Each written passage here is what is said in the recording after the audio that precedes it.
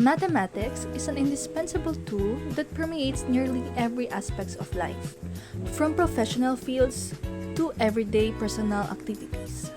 The evidence that mathematics is everywhere is undeniable. According to Orsham, mathematics is not just about calculations.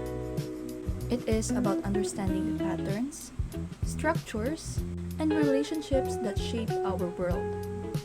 Its importance is so fundamental that it has been described as the language with which God has written the universe. If you still think that mathematics is limited to formulas and numbers, think again. Let's watch Risha as she shows us that mathematics is everywhere, even in something as simple as purchasing ingredients. Hi guys! Ako nga pala si Risha Marie Bisaya at ngayon bibili tayo ng mga sangkap para sa ating lulutuing Filipino hotcake. So ang Filipino hotcake ay isang simpleng merienda para sa mga mag-aaral na katulad ko. Kaya ngayon, titignan natin kung kakasya ba ang 250 pesos sa sangkap na ating bibilhin. Kaya tara, samahan niyo ko!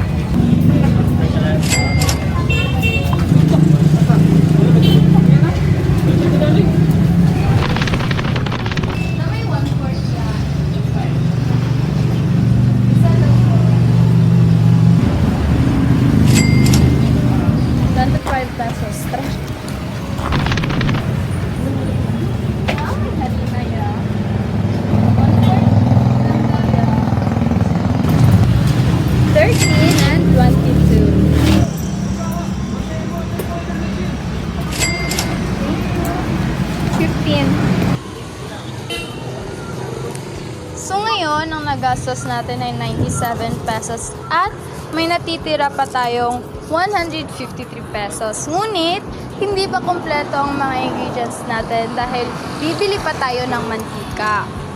At ngayon, na nakabili na tayo ng mga sangkap, meron na lang tayong natitirang 91 pesos dahil binawas natin sa royal at mantika. At ngayon, magluluto na tayo. Tara! Sa kulturang Pilipino, ang pagluluto ay simbolo ng pagmamahal, pagtutulungan at tradisyon na ipinapasa mula sa isang henerasyon patungo sa susunod. Sinasalamin nito ang ating kultura, ang ating halaga at paraan ng pamumuhay, kung saan ang mga sukat at proporsyon ay mahalaga. Para makagawa ng Filipino hotcake, magdagdag ng 3 tasa ng harina,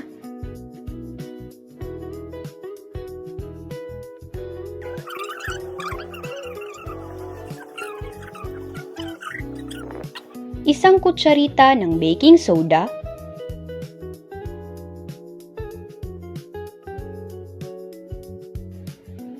dalawang itlog,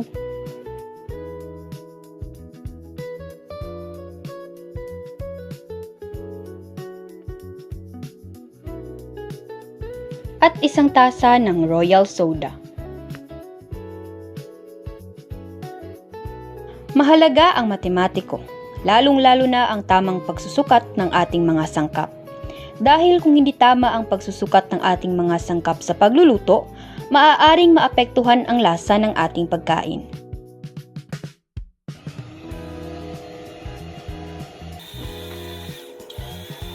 Pagkatapos nating paghaluin ng ating mga sangkap, itabi muna natin ito at hayaan itong magpahinga sa loob ng 15 minuto. Kahit sa simpleng paghihintay, makikita pa rin natin ang matematika.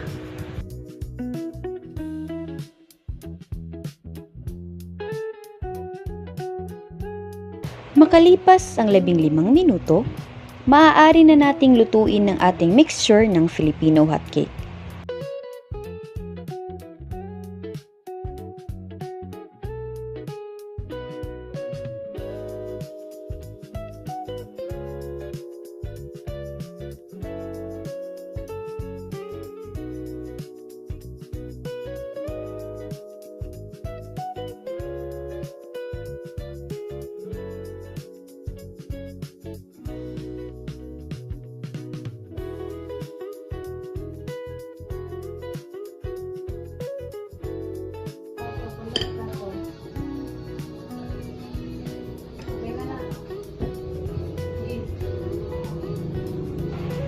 Ngayon, at luto na ang ating Filipino hotcake, maaari na natin itong lagyan ng margarine at i-coat sa sugar.